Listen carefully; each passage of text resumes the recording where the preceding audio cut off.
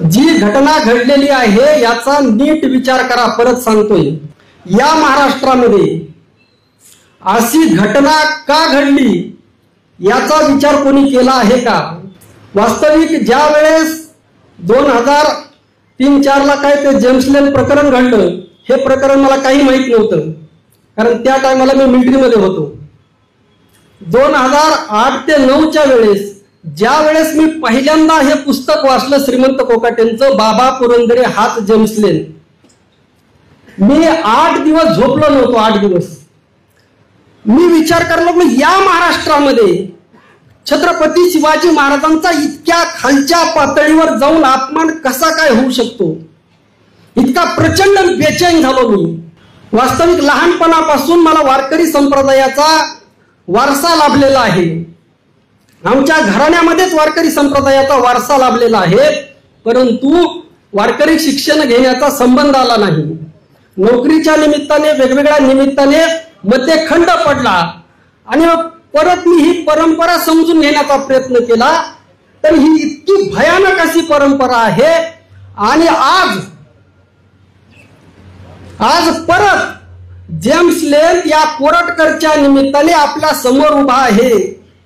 मला दुर्दैवाने हे सांगावंसं वाटतं, अत्यंत खिन्न मनाने सांगावंसं वाटतं की हीच घटना जर पंजाबमध्ये जर घडली असती, हीच घटना जर पंजाबमध्ये घडली असती तर काय झालं असतं. कारण मी त्या पंजाबच्या भागामध्ये राहिलेलो, पठाणकोट येथे राहिलेलो आहे. शीख बांधव गुरु नानक यांच्यावर किती प्रेम करतात, त्याच्यातलं 1% प्रेम येथील मराठा समाज छत्रपती शिवाजी महाराजांवर करत नाही. कोणाला हा आरोप वाटत असेल तर खुशाल वाटू द्या. हा महाराष्ट्र या घटनेमुळे पेटून उठायला पाहिजे होता, परंतु तो पेटून उठला नाही.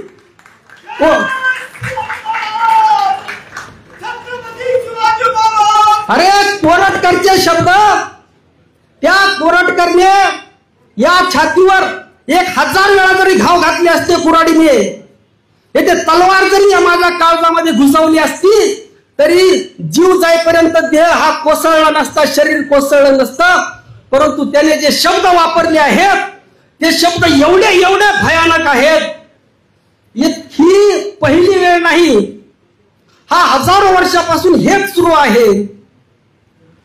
बळीराजाचं आपण उदाहरण सांगतो. बळीराजाबाबत जगद्गुरु श्री संत तुकाराम महाराजांनी कोणता अभंग वापरलेला आहे, कोणते शब्द वापरलेले आहेत?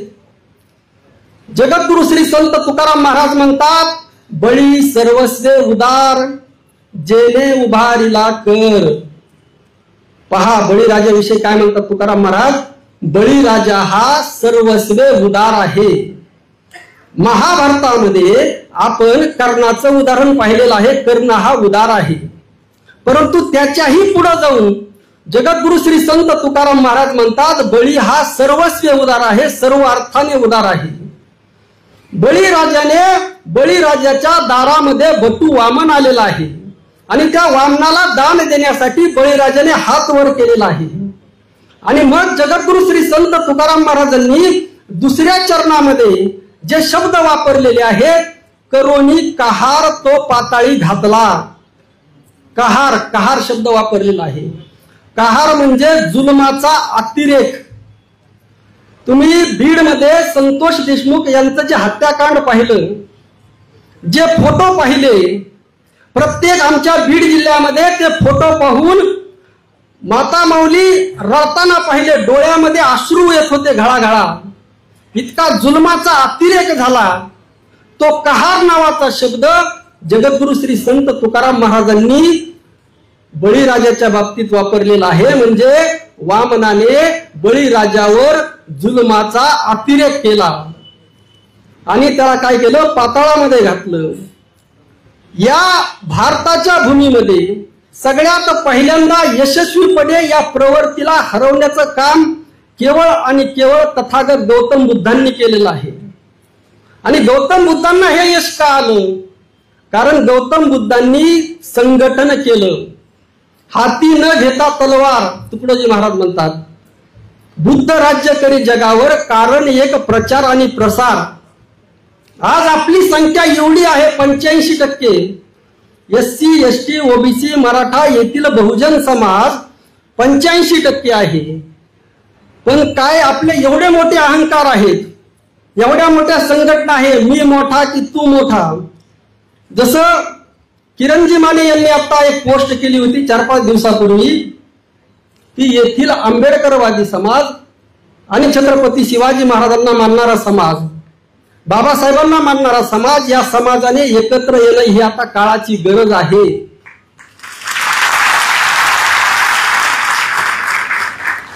नुसती काळाची गरज नाही तर अहंकार सोडून, मोठेपणा सोडून, हे खूप महत्वाचं आहे.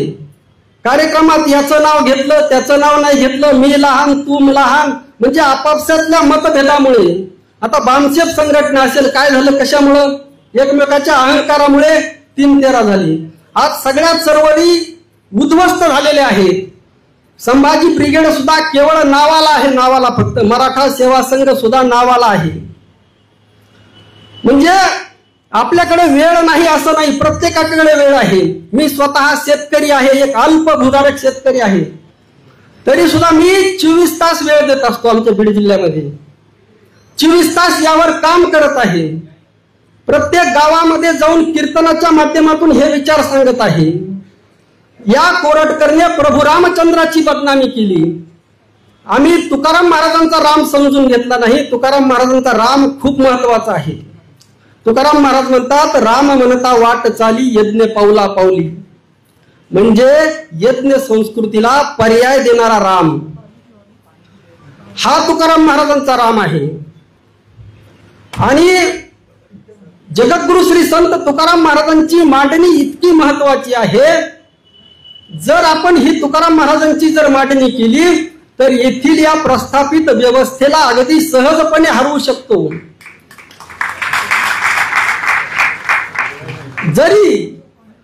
जरी येथील वारकरी संप्रदायाचं 90% वारकरी संप्रदायाचं जरी ब्राह्मणीकरण झालेलं असलं तरी आजही गावखेड्यामधला जो वारकरी आहे तो आजही आपल्याच विचाराचा आहे. फक्त आळंदी येथून येणारे 90% हे ब्राह्मणी सनातनी विचारधारेचे झालेले आहेत. आणि आज इंद्रजित सावंत यांच्याकडे संपूर्ण महाराष्ट्र खूप आशेने पाहत आहे.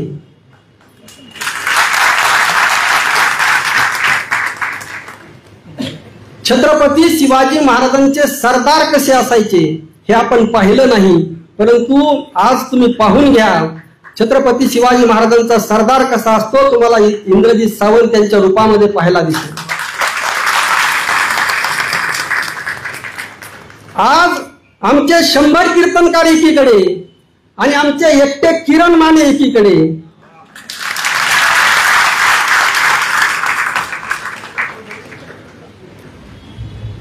एक खरं तर एकदम ऐशोआरामामध्ये जीवन ते जगू शकले असते. अभिनेते आहेत, सगळं काही आहे, तरी सुद्धा एक आतमध्ये त्यांच्या जी तळमळ आहे, जी शिवराय फुले शाहू आंबेडकर या विचारधारेबद्दल जे प्रेम आहे, ते प्रेम आपल्याला महाराष्ट्रातल्या प्रत्येक गावागावामध्ये घेऊन जावं लागेल. गावागावामध्ये नाही, आपला कार्यकर्ता, बाबासाहेबांना मानणारा कार्यकर्ता, छत्रपती शिवाजी महाराजांना मानणारा कार्यकर्ता, केवळ नाव घेणारा नाही, मानणारा कार्यकर्ता प्रत्येक गावामध्ये जोपर्यंत निर्माण होत नाही, प्रत्येक घरामध्ये जोपर्यंत निर्माण होत नाही. आणि हा जो कोरटकर आहे याला केवळ सजा भेटून उपयोग नाही, लक्षात ठेवा. हा ना, याला आज हीच घटना, परत सांगतो, हीच घटना जर पंजाबमध्ये जर घडली असती तर सरकारला झक मारून त्या कोरटकरला या कोल्हापूरच्या चौकामध्ये उलट लटकावा लागलं असतं. काहीतरी शिका त्यांच्याकडून. आपण इतके संख्येने आहोत, काय उपयोग आहे. हे खूप खूप खूप महत्वाचं आहे. खूप इतक्या वेदना होतात, काय सांगावं तुम्हाला, शब्द नाही, इतक्या वेदना होतात, प्रचंड प्रचंड अशा वेदना होतात. आणि जी गोष्ट मला सांगायची आहे इतकी महत्वपूर्ण आहे, तुम्ही ती समजून घ्या. ही गोष्ट सत्य, अगदी सत्य निर्भीडपणे मांडलं पाहिजे. सत्य हे जगाला पटेल असं नाही. तुकाराम महाराज सत्याच्या बाजूने होते. तुका म्हणे सत्य सांगोत येती रागे तरी येवोत. सगळं जग जरी असत्याच्या बाजूने असलं तरी तुम्ही सत्याच्या पाठीमागे ठामपणे तुम्हाला उभा राहता आलं पाहिजे. आणि आज हे लोक किरणजी माने असतील, इंद्रजीत सावंत असतील, हे सत्याच्या पाठीमागे अगदी ठामपणे उभा राहत आहेत. फक्त 2 मिनिटात आवर्त घेतो. आज यांच्या पाठीमागं आपण ठामपणे उभा राहणं ही काळाची गरज आहे. लक्षात ठेवा, ही विचारधारा संपून देऊ नका, ही विचारधारा मोडीत काढू नका. वेळ खूप खूप बाका आहे. मी जगद्गुरु श्री संत तुकाराम महाराजांनी जे सांगितलेलं आहे, भीत नाही आता आपुल्या मरणा, अगदी त्या पद्धतीने काम करत आहे. प्रत्येकाने त्या पद्धतीने काम करणं गरजेचं आहे. जगद्गुरु श्री संत तुकाराम महाराज म्हणतात, मी माझं स्वतःच शिर मुंडकं काटून देवाला अर्पण केलेलं आहे, मग मैदानात उतरलेलो आहे. आणि तुका म्हणे तुझ्या नामाची या बळे अवघियाचे केले काळे तोंड. या सगळ्या सोबत मी लढणार आहे. आणि त्या विठ्ठलाच्या नामाच्या जीवावर, त्या विठ्ठलाच्या जीवावर, त्या आधाराच्या जीवावर, आणि आज आपल्याला या शिवराय फुले शाहू आंबेडकर यांच्या जीवावर आपल्याला ही लढाई लढायची आहे, जिंकायची आहे. हा संकल्प या निमित्ताने आपण करूयात. बरंच काही बोलायचं होतं, परंतु वेळेची मर्यादा आहे. रामकृष्ण हरी. जय जगद्गुरु, जय शिवराय, जय भीम. धन्यवाद पिसाळ महाराज. खरा वार तुम्ही केलात. बळीराजाला मारून लाथा, तुकोबाची बुडवली गाथा. बळीराजाला मारून लाथा, तुकोबाची बुडवली गाथा. संभाजीचा करुण घात, किती भटांनी धर्म बुडवला होता. बळीराजाला मारून लाथा, तुकोबाची बुडवली गाथा. संभाजीचा करुण घात, किती भटांनी धर्म बुडवला होता. येऊन पेशवाईने येथे जाळला शिवशाहीचा मळा. येऊन पेशवाईने येथे जाळला शिवशाहीचा मळा. अरे कधी कळणार बहुजना तुला, तुझा तर मनुवाद्यांनीच कापलाय गळा. तुझा तर मनुवाद्यांनीच कापलाय गळा.